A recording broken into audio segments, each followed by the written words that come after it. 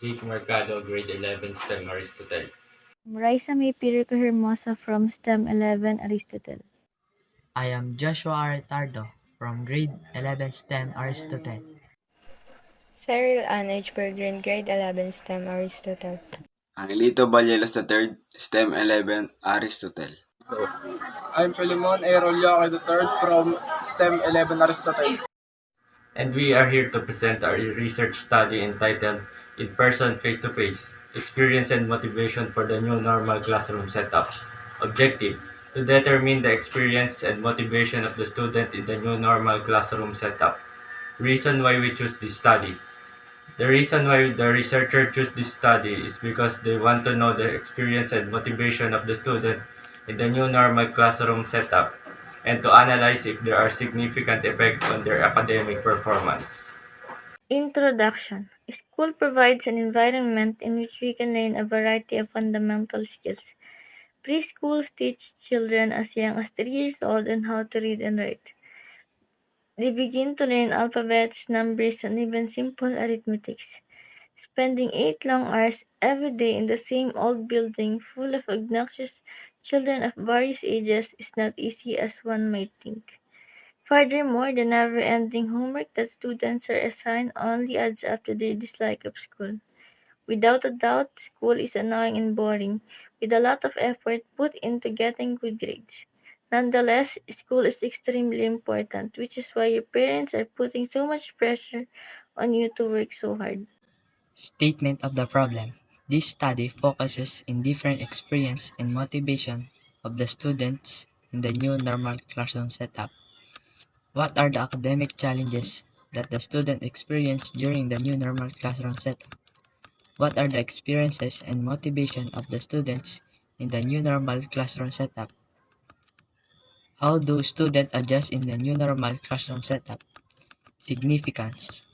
This study will benefit the following.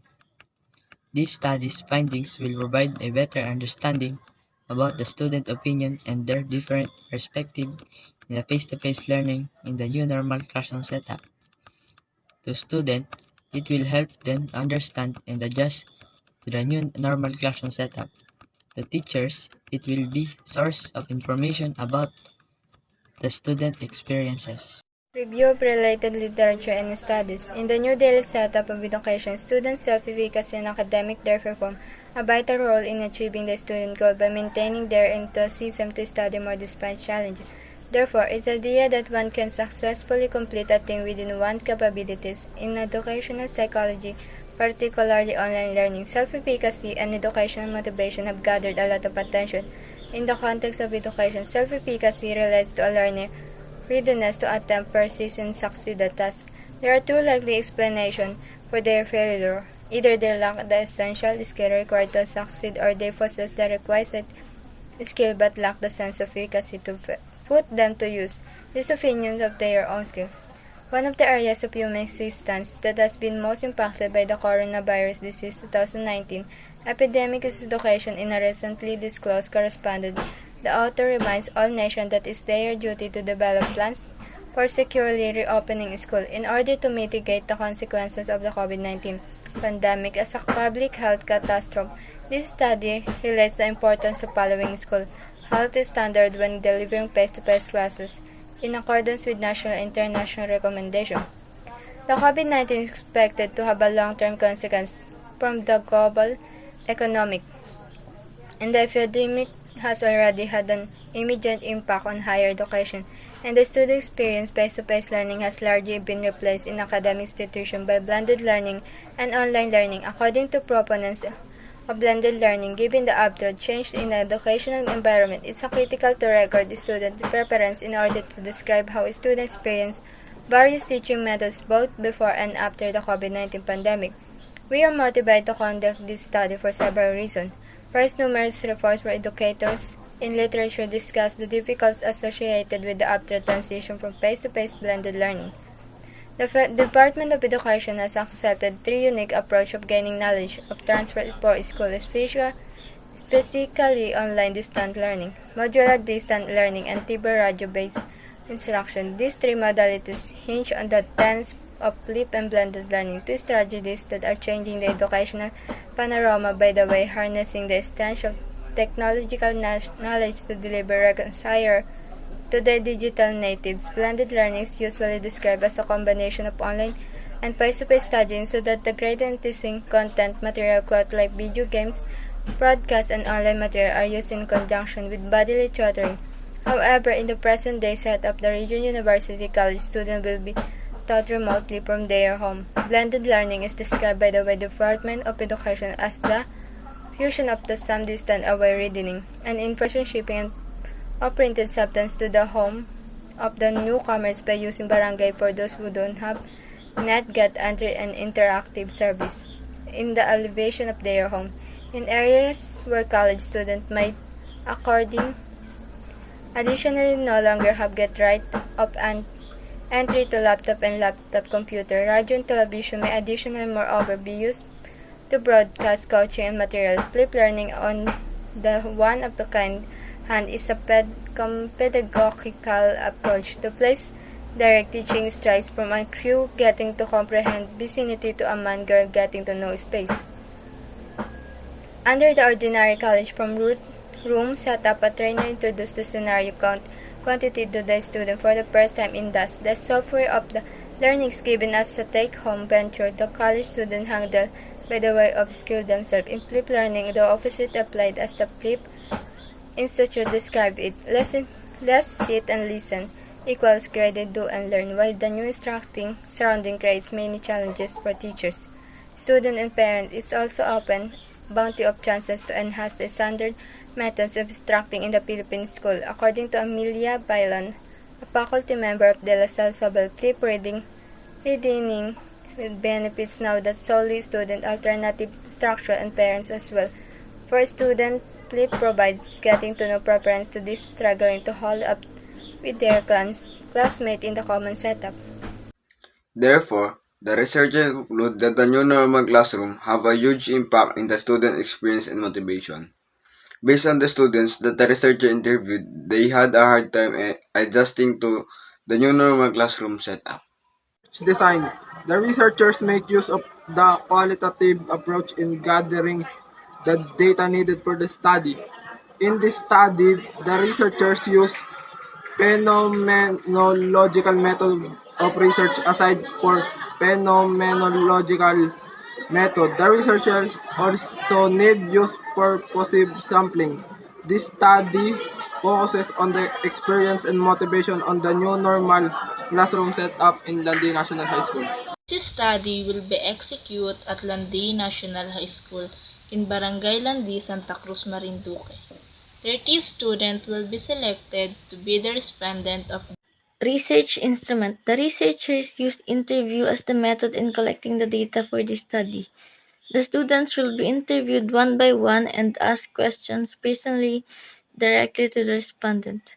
The questions are aimed to draw out all the relevant information about the experience and motivation of the selected students from Landi National High School. Furthermore, a questionnaire will be used to guide the researchers while conducting this study. Ethical considerations.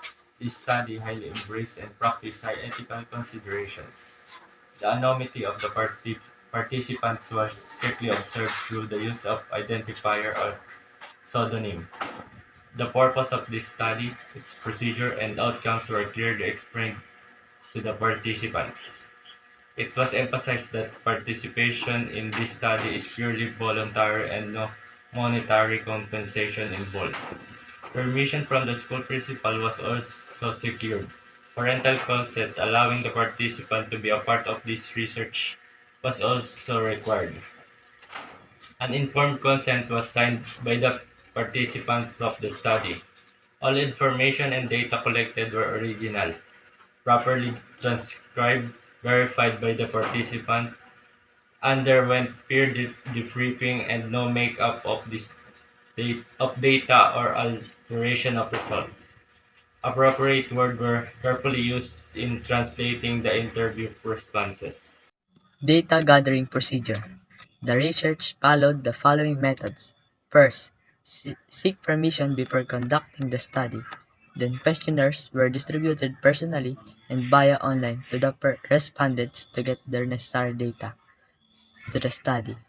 Third, the collection of the data was tabulated and presented in the study.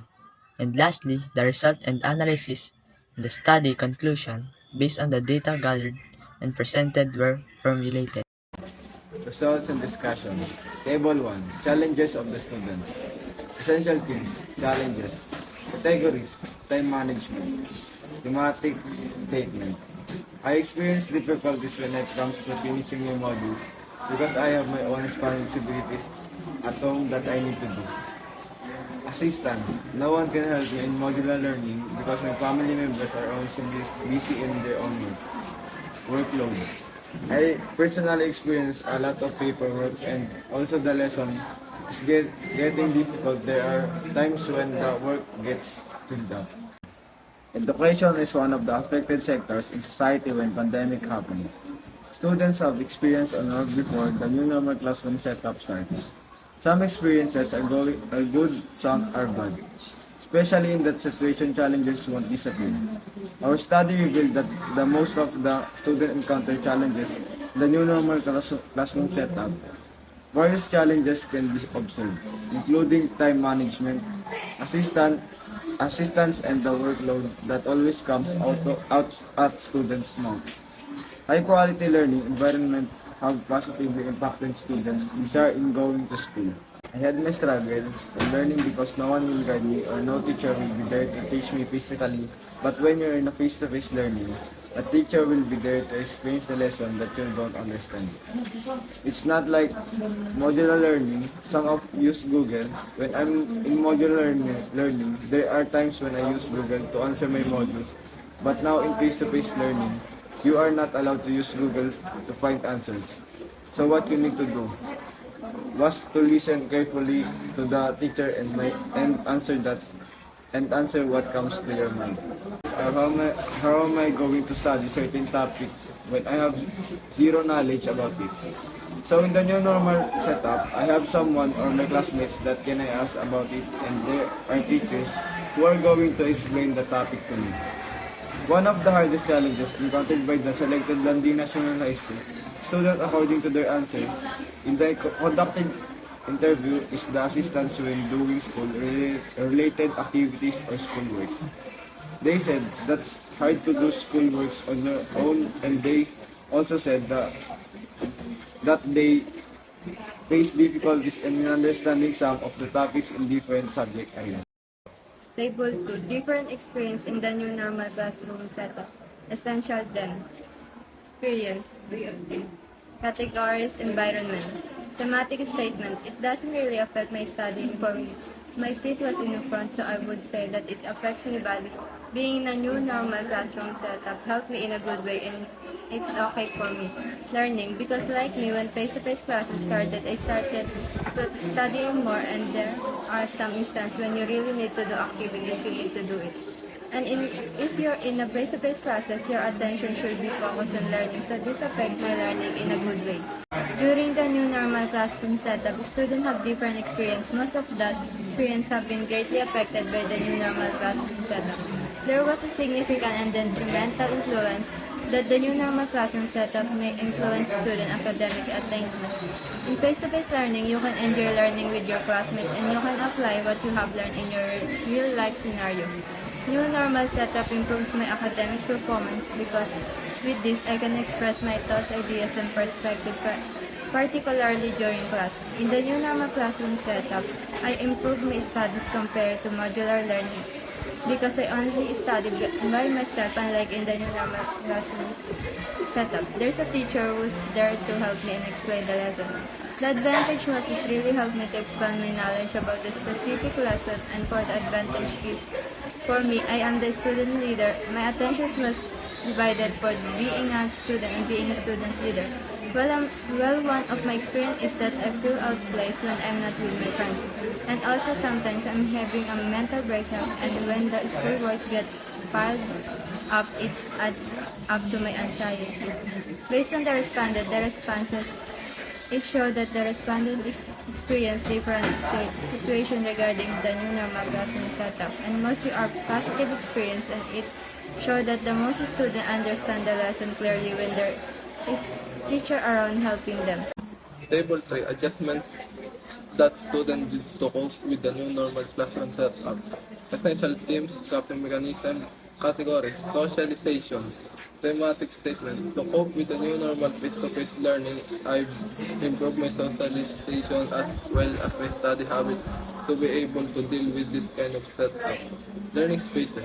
Well, actually, there are many changes like when I'm in junior high school, we're just 21 in our classroom, but now I have to adjust because I'm still not used to many people around me, especially when pandemic happened.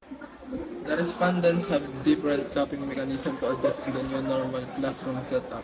The adjustment made by the respondents are categorized into two: adjustment in socializing and adjustment in learning spaces. Of course, we are not completely escape the COVID-19 virus, so what I did was in this kind of setup was to obey the health protocol, like the social distancing and wearing of face mask. Though we have distance, we cannot avoid to have communication with our classmates. So by this, we are having interaction and are bound to build a relationship. Not just have for boyfriend or girlfriend, but having friendship. You will feel that you are family in your room. I'm not used to socializing with many people. So after 2 years of being locked down, wherein I was just in a house and only talked to certain people, so it was difficult with my new classmates. Unlike my previous school wherein I already know them. Because of the different challenges and experience that the respondents encountered, they come up with a different coping mechanism to adjust in the new normal classroom setup. This adjustment really helps the respondents in different terms, especially in the academic performance of socialization to others.